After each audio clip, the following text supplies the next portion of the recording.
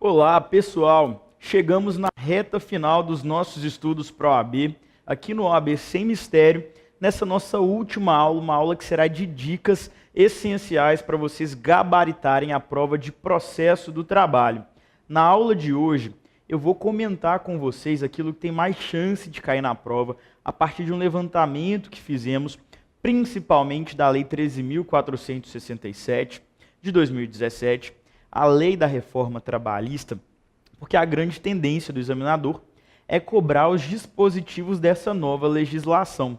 E ao falarmos de processo, é muito importante que falemos de direito intertemporal. Como é que a gente situa a nova legislação do trabalho no tempo? E tudo isso vai facilitar a análise das questões de direito processual do trabalho na prova da ordem de vocês. Vou comentar também sobre alguns outros pontos da reforma que ainda não caíram nos exames passados, então é possível que o examinador cobre esses pontos na tentativa de não se repetir, e porque são pontos interessantes, oriundos dessa nova legislação, e vale a pena a gente estudar juntos aqui. Nós vamos falar sobre execução no processo do trabalho, vamos comentar também sobre o dano processual trabalhista, também o regulamento novo da Lei 13.467. Vamos comentar, claro, como eu já disse, do direito intertemporal.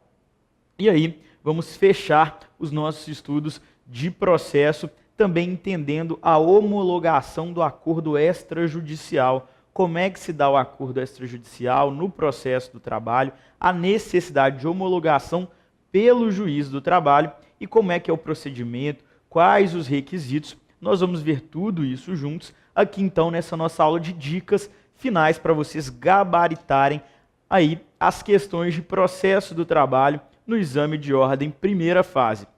Bom, como eu disse para vocês, nós vamos estudar nas nossas dicas finais as mudanças da Lei 13.467 de 2017 que podem cair na prova. Eu quero destacar para vocês o seguinte: os examinadores provavelmente vão evitar as questões polêmicas. Eles vão se ater à literalidade da lei. Tudo isso por quê, pessoal? A Lei 13.467 de 2017 ainda é muito recente, caiu em pouquíssimos exames de ordem. Os nossos tribunais trabalhistas ainda estão debatendo as questões oriundas dessa nova legislação. O nosso STF ainda não se posicionou. Tem várias ações aí para declarar a inconstitucionalidade de alguns dispositivos. O TST já se posicionou mais ou menos por meio de uma instrução normativa, que é a que a gente vai ver para falar do direito intertemporal. Então, o ideal para estudar e gabaritar o exame de ordem nas questões de processo do trabalho é mesmo se ater à literalidade dos dispositivos, aquilo que está ali na letra da lei, sem muita interpretação nesse sentido. Por quê, pessoal? Porque o examinador também não vai correr risco de que aquelas questões sejam anuladas, sejam objeto de recurso. É por isso que o examinador, nas provas de direito material do trabalho e direito processual do trabalho, muito provavelmente vai cobrar a letra da lei, tá certo? E aí já fica uma primeira dica para vocês, para entender se aquele dispositivo está cobrando o raciocínio da nova CLT. É importantíssimo que vocês observem qual que é a data colocada na questão. Muito provavelmente, se a questão começar a falar de uma data, e se for uma data posterior a 11 de novembro de 2017, muito provavelmente o examinador está querendo cobrar um raciocínio sobre a nova legislação do trabalho, que entrou em vigor depois então de 11 de novembro de 2017, né? Teve lá o prazo da vacatio legis, e depois de 11 de novembro de 2017, então, começou-se a aplicar a nova legislação do trabalho, mas essa aplicação ela tem ressalvas, e ressalvas inclusive para o nosso direito processual. Isso por quê? Vocês já devem ter ouvido falar que as normas processuais, quando alteradas, né, elas têm aplicabilidade imediata.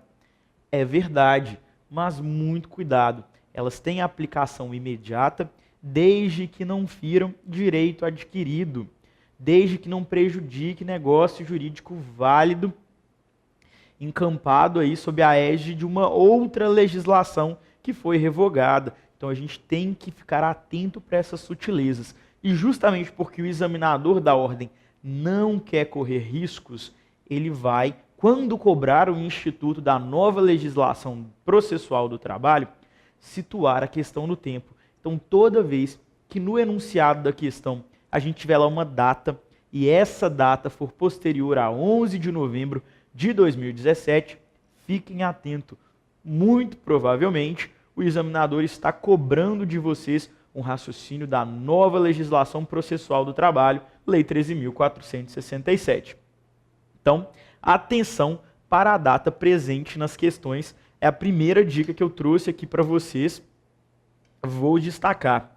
E aí, para a gente entender esta questão da localização no tempo, vou anotar aqui para vocês ficarem atentos que, se na questão a data for posterior a 11 de 11 de 2017, muito provavelmente o examinador está querendo dizer sobre a Lei 13.467 de 2017.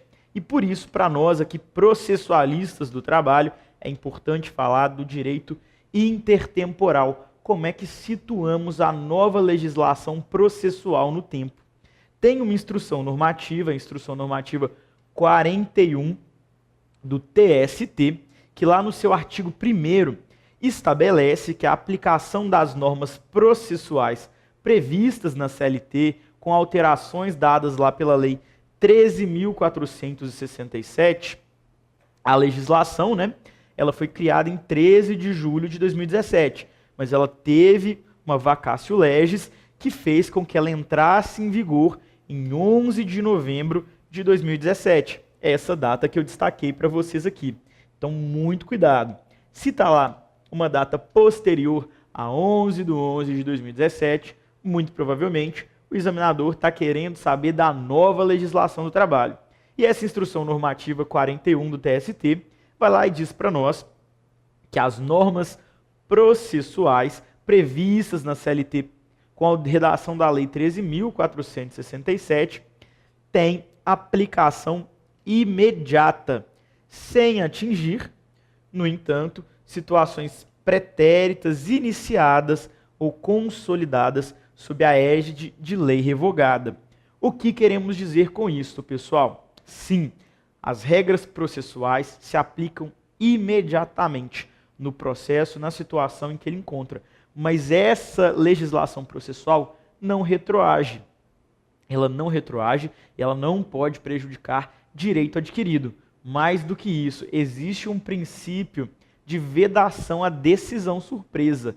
Então, quando as partes ingressam em juízo, elas têm uma expectativa, tá certo? Do que vai ser ali a decisão judicial. Essa decisão ela não pode surpreender as partes a utilizar-se de uma legislação nova. Então, as partes, para um processo verdadeiramente democrático, devem estar livres e informadas dentro de um processo que se faz, então, em contraditório, com ampla defesa e paridade de armas. Neste caso, muito cuidado. As leis processuais se aplicam imediatamente, mas não podem retroagir para prejudicar direitos das partes. E onde é que a gente encontra a resposta para isso? Lá, na Lei de Introdução às Normas do Direito Brasileiro e também no nosso CPC de 2015. Trata-se, né, da aplicação do princípio da irretroatividade de norma nova, disposto no Decreto-Lei 4.657, de 42. Se não, vejamos. O artigo 6º, a lei em vigor terá efeito imediato e geral, respeitados o ato jurídico perfeito, o direito adquirido e a coisa julgada. Então, atenção, deve-se respeitar o ato jurídico perfeito, o direito adquirido e a coisa julgada, pessoal. Ainda assim, sobre os aspectos processuais, importante considerar que acerca do direito intertemporal, a gente tem uma disposição lá do artigo 14 do CPC 15, que diz para nós: a norma processual não retroagirá e será aplicável imediatamente aos processos em curso, respeitados os atos processuais praticados e as situações jurídicas consolidadas sob a vigência da norma revogada. Nesse ponto, importante considerar que, mesmo ao se falar de direito processual, a lei nova não poderá atingir direito adquirido por força da proteção constitucional que a gente esposou aqui em cima, né? Que destacamos aqui em cima. Tá certo? Então, pessoal, não vai retroagir a norma processual, ela não pode prejudicar o direito adquirido das partes. Mais do que isso, pensem sempre na vedação à decisão surpresa. E aí, isso não quer dizer que as normas processuais não vão ser aplicadas imediatamente, mas elas não podem atingir situações já consolidadas, tá certo, pessoal? Um exemplo disso é que os tribunais atualmente vêm compreendendo o seguinte: se a ação foi distribuída antes da reforma trabalhista, não há que se falar em honorários de sucumbência. Porque os honorários de sucumbência, apesar de serem processuais, eles também guardam uma natureza de direito material, porque atingem financeiramente as partes. E aí, por essa natureza híbrida de direito material e de direito processual, não tem se condenado em honorários sucumbenciais nas ações propostas anteriormente à Lei 13.467. Agora, se a ação foi proposta após 11 de novembro de 2017, aí as condenações e honorários sucumbenciais têm sido observadas para todos os fins, mesmo sendo uma norma de natureza híbrida, tá certo, pessoal? Que guarda um conteúdo de direito processual e também direito material do trabalho. Feitas essas considerações preliminares, agora estamos craques no direito intertemporal para situar a norma processual trabalhista no tempo. Já sabemos que se tiver lá uma data posterior a 11 de 11 de 2017, muito provavelmente o examinador está cobrando um raciocínio da reforma trabalhista. Agora eu quero apresentar para vocês alguns dispositivos que não tivemos tempo de comentar nas nossas aulas passadas e que servem como dicas últimas aí para gabaritar o exame da ordem nas questões de direito processual do trabalho. Eu vou começar destacando para vocês o chamado dano processual. O que é o dano processual? Dano moral, dano material, vocês já conhecem lá do Código Civil. Foram incorporadas as noções do dano moral para a nossa CLT, inclusive com uma indexação ao salário, mas isso é tópico lá do nosso direito material. Aqui com vocês eu quero falar agora do dano processual. O dano processual ele está muito atrelado à litigância de má-fé. O que é a litigância de má-fé? Quando aquela parte ou interveniente, terceiro interveniente, se porta no processo de maneira temerária, contraproducente, que coloca em risco o bom andamento do processo. Querem um exemplo? Aquela parte que fica apresentando embargos de declaração protelatórios. Ela muito provavelmente vai ser condenada pelo dano processual que ela está causando a outra parte. Quando falamos de dano processual, estamos mencionando o dever de lealdade processual de uma parte com a outra e, de claro, as partes para com o juízo e para com toda a sociedade, porque o processo ele põe fim às discussões, pacifica o conflito e também é de interesse público nesse aspecto. Justamente por isso, a ideia de que as partes se comportem de maneira producente, respeitosa e não prejudiquem umas às outras, utilizando-se de artimanhas processuais. Já existia condenação em litigância de má-fé na Justiça do Trabalho antes da Lei 13.467? Sim, já existia a possibilidade de condenação das partes por litigância de má-fé, utilizando-se o regramento do CPC, do nosso Código de Processo Civil, a Lei 13.467, para não deixar dúvidas da compatibilidade do dano processual com o direito do trabalho, com o nosso direito processual do trabalho, incorporou as noções de dano processual para a nossa CLT. Então, na nossa CLT, e a gente vai acompanhar a literalidade dos dispositivos, a gente tem esclarecido, então, o que é o dano processual, quais as partes podem ser, então, acusadas de dano processual e, com isso, sancionadas no pagamento de uma multa que varia de 1% a 10% do valor da causa. Inclusive, atenção para isso, novidade da reforma trabalhista, pessoal. Inclusive, a testemunha que falsear os fatos ou que encobrir a verdade, tá certo? Ela pode ser sancionada com dano processual e aí vai ser condenada, então, numa multa por estar litigando de má fé. Apesar dela não ser um litigante, né, a testemunha está ali na qualidade de informante, de produtora de provas para prestar esclarecimentos, mas agora, pelo regramento da nova CLT, ela também pode sofrer a imputação, né, na verdade, da litigância de má fé, da multa prevista lá para litigância de má fé, é o que a gente acompanha agora no nosso material. Olha só, da responsabilidade por dano processual. A gente tem o artigo 793A da CLT, que diz para nós: responde por perdas e danos aquele que litigar de má fé como reclamante, reclamado ou interveniente. E o artigo 793B. Então, atenção para isso aqui, pessoal. Olha só. Tanto o reclamante quanto o reclamado ou interveniente podem estar sujeitos à multa por litigância de má fé. Tá certo? E o 793B, ele diz para nós o que é considerado litigância de má fé.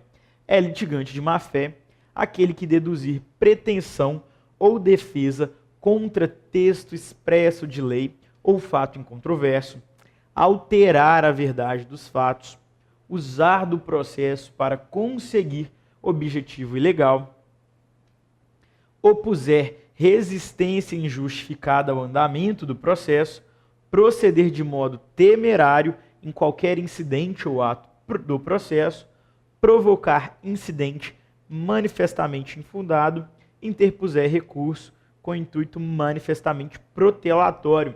O exemplo clássico que a gente tem é aquela parte que fica lá apresentando embargos de declaração quando não há o vício de omissão, de contradição ou de obscuridade, né? Quando não há vício a ser sanado, essa parte muito provavelmente está apresentando embargos de declaração protelatórios.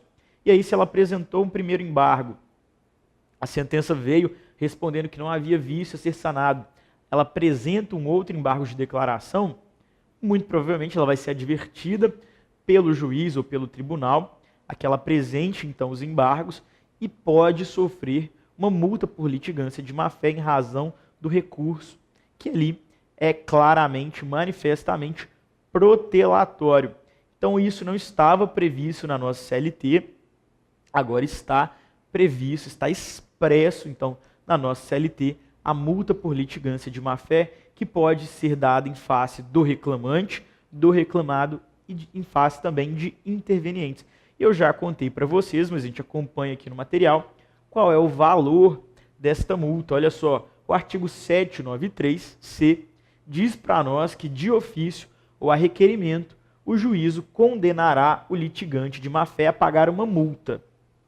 Então, atenção, pode ser de ofício, né, o juiz então sozinho lá, agindo de ofício, ex ofício, dá a multa para a parte, ou a outra parte pode requerer que o seu ex-adverso seja condenado na multa por litigância de má-fé. Então pode ser de ofício ou a requerimento. É importante que vocês fiquem atentos para isso, porque isso pode ser objeto da prova de vocês, para saber se a multa por litigância de má-fé ela pode ser aplicada de ofício, se ela não pode, ela pode ser aplicada de ofício, mas também pode ser aplicada a requerimento da parte. E ela deverá ser superior a 1%, inferior a 10% do valor corrigido da causa, a indenizar a parte contrária pelos prejuízos que esta sofreu e a arcar com os honorários advocatícios e com todas as despesas que efetuou. E lá no parágrafo 1º, a gente tem que, quando forem 2 ou mais os litigantes de má-fé, o juízo condenará cada um na proporção de seu respectivo interesse na causa ou solidariamente aqueles que se coligaram para lesar a parte contrária. O parágrafo 2º, ele é interessante, diz que quando o valor da causa for irrisório ou inestimável, a multa poderá ser fixada em até 2 vezes o limite máximo dos benefícios do regime geral de previdência social. O teto hoje do regime geral da previdência social é algo em torno de R$ 5.600. Então, pode ser esse valor multiplicado por 2, tá certo? Quando o valor da causa for irrisório. E o valor da indenização será fixado pelo juízo, ou caso não seja possível mensurá-lo, liquidá-lo por arbitramento ou pelo procedimento comum nos próprios autos. Beleza? E aí, pessoal, nós vamos discutir que também a testemunha agora pode sofrer a penalidade da multa por litigância de má-fé. Aquela testemunha que falseou a verdade ou que se omitiu, tentando esconder fatos do juízo, uma vez isso percebido, né, ela pode ser condenada pela multa aí de litigância de má-fé, multa que será executada nos próprios autos. Atenção para isso, também está expresso na nossa CLT. Acompanhe aqui comigo. Aplica-se a multa prevista no artigo 793C, né, então a multa aí por litigância de má-fé, desta consolidação, a testemunha que intencionalmente, e eu chamo atenção para isso aqui, deixa eu pegar a minha borracha, porque a testemunha ela precisa estar intencionalmente alterando a verdade dos fatos ou omitindo fatos essenciais ao julgamento da causa. Então, para a testemunha, precisa ficar claro que ela tem intencionalidade, tá certo, pessoal? Isso aqui é muito importante. A testemunha precisa ter intencionalidade. Atenção! E aí o parágrafo único diz que a execução da multa prevista nesse artigo dar-se-á nos mesmos autos. Então, apesar de ser uma testemunha, caso ela sofra a condenação pela multa por litigância de má-fé, ela será executada nos próprios autos da reclamatória trabalhista na qual ela prestou o seu testemunho. Perfeito, pessoal? Bom, uma vez visto aí o dano processual, podemos avançar nas nossas dicas finais e agora eu quero comentar com vocês sobre o acordo extrajudicial na Justiça do Trabalho.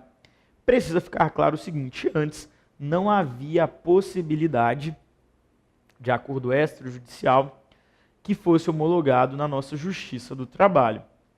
Agora, esse processo de jurisdição voluntária foi inaugurado na nossa CLT com alguns requisitos, que é: as partes precisam estar assistidas por advogado, não pode ser o mesmo advogado para as duas partes, então reclamante tem que ter um advogado próprio, reclamada tem que ter um advogado próprio. E o reclamante ele pode estar assistido por um advogado do sindicato, não há problema nisso, tá certo? Agora, cada um tem que ter seu próprio advogado. E aí, conjuntamente, podem fazer a petição de acordo, né, extrajudicial e pedir a homologação na nossa Justiça do Trabalho.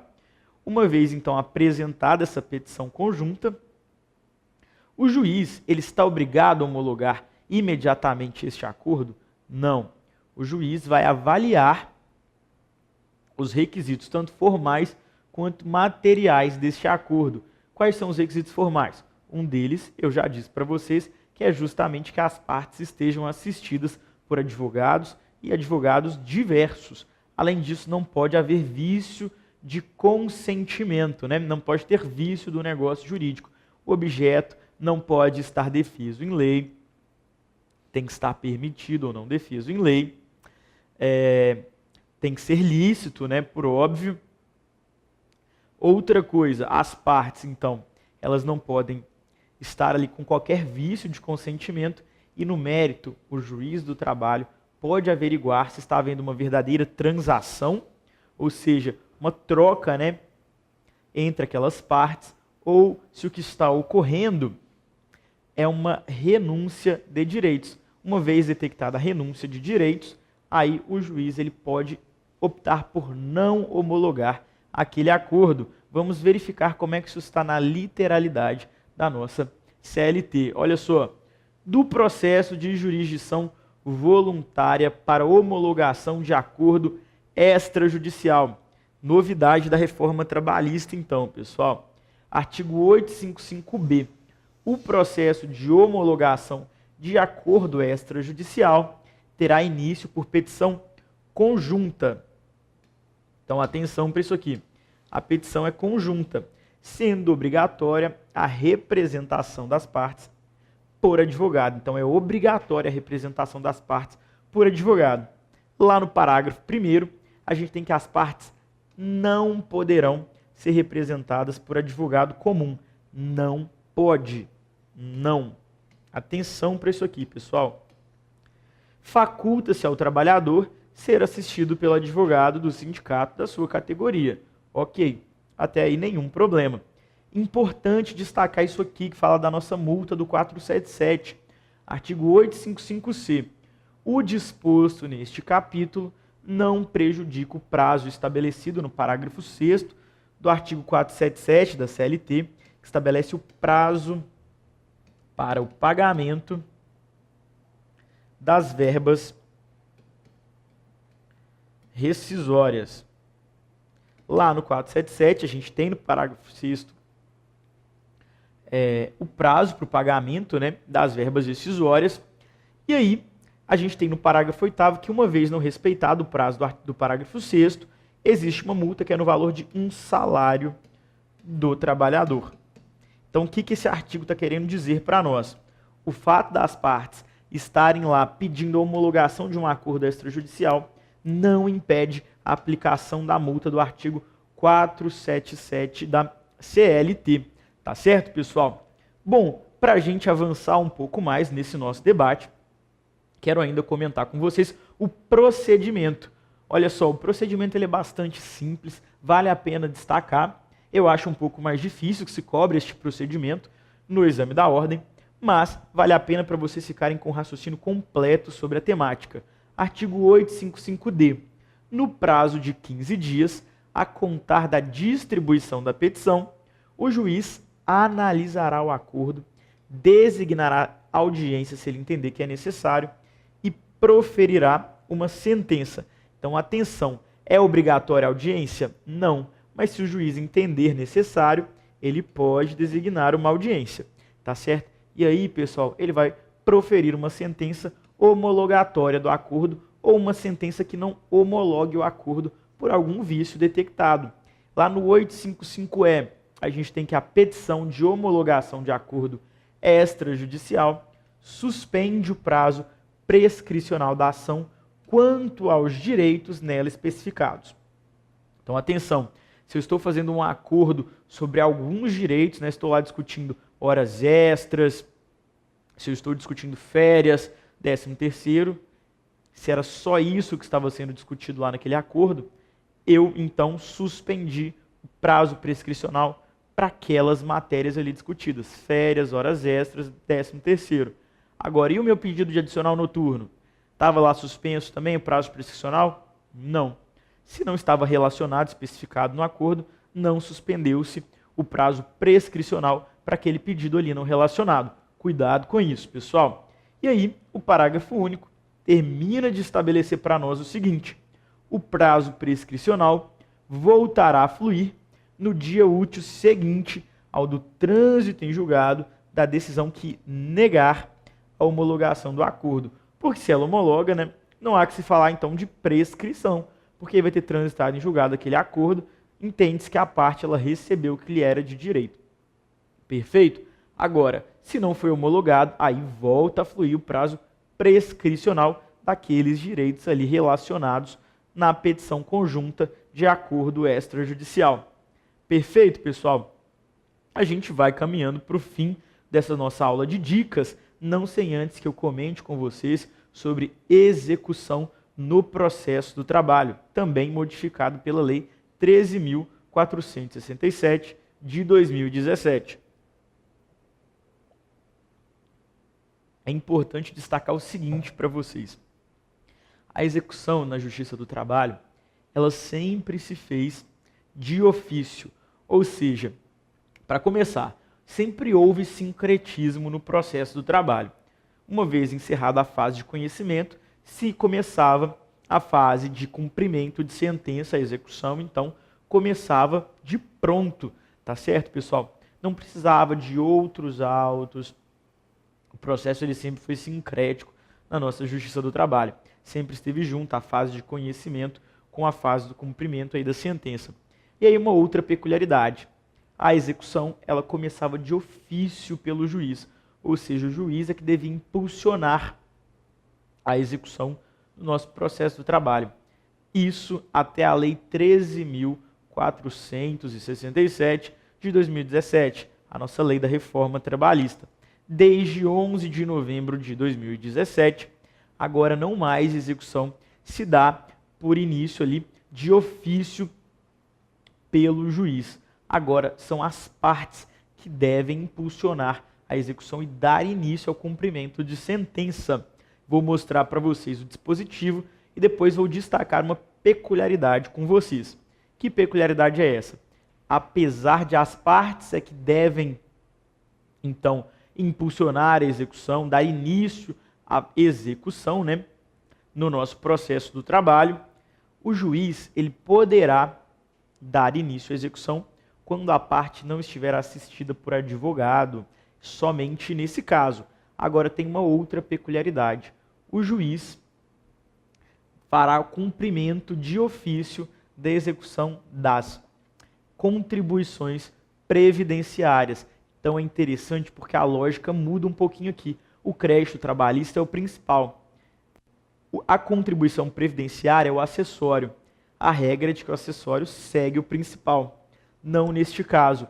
Neste caso, há uma mudança paradigmática na execução trabalhista.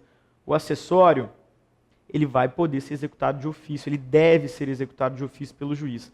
Então, a contribuição previdenciária vai continuar sendo executada de ofício pelo juiz, enquanto que o crédito trabalhista, salvo no caso aí da parte não estar assistida por advogado, a parte é que deve dar sequência e iniciar a execução, pedir o cumprimento de sentença e impulsionar a execução. Vamos verificar como é que está na nossa CLT. Artigo 876. As decisões passadas em julgado ou das quais não tenha havido recurso com efeito suspensivo, os acordos quando não cumpridos, os termos de ajuste de conduta firmados perante o Ministério Público do Trabalho, os famosos TACs, né? E os termos de conciliação firmados perante as comissões de conciliação prévia serão executados pela forma estabelecida neste capítulo. E lá no parágrafo único, a gente tem estabelecido o seguinte: a Justiça do Trabalho executará de ofício as contribuições sociais previstas na linha A do inciso 1 e no inciso 2 do caput do artigo 195 da Constituição Federal e seus acréscimos legais relativas ao objeto da condenação constante das sentenças que proferir e dos acordos que homologar. Agora, olha para o 878, pessoal, com redação da Lei 13.467, Reforma Trabalhista.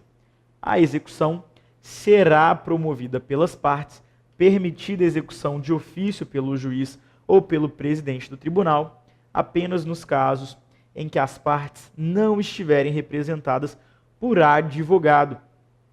É uma mudança interessante da Lei 13.467 de 2017, que tem grandes chances de cair na prova de vocês, pessoal. Com isso, a gente termina essa nossa aula de dicas. Eu quero desejar muito boa sorte para vocês. Vamos juntos gabaritar esse exame de ordem, garantir a inscrição do nome de vocês na lista dos aprovados. Tenho certeza que vocês vão conseguir. Esses estudos foram fundamentais para isso. Continuem se dedicando, porque a vermelhinha ela vem e ela vai ser de vocês. Pessoal, vou deixar o meu contato aqui para vocês. O canal é @marcosoliveiraprof. Lá vocês podem tirar dúvidas, mandar direct com sugestões, comentar sobre as nossas aulas. Tem conteúdo exclusivo para vocês também. Tem promoções exclusivas para vocês também. Podem seguir e lá a gente pode dar dicas para a OAB também. Podemos sanar todas as dúvidas finais que vocês tiverem aqui do nosso OAB Sem Mistério, pessoal. Um forte abraço e muito boa sorte.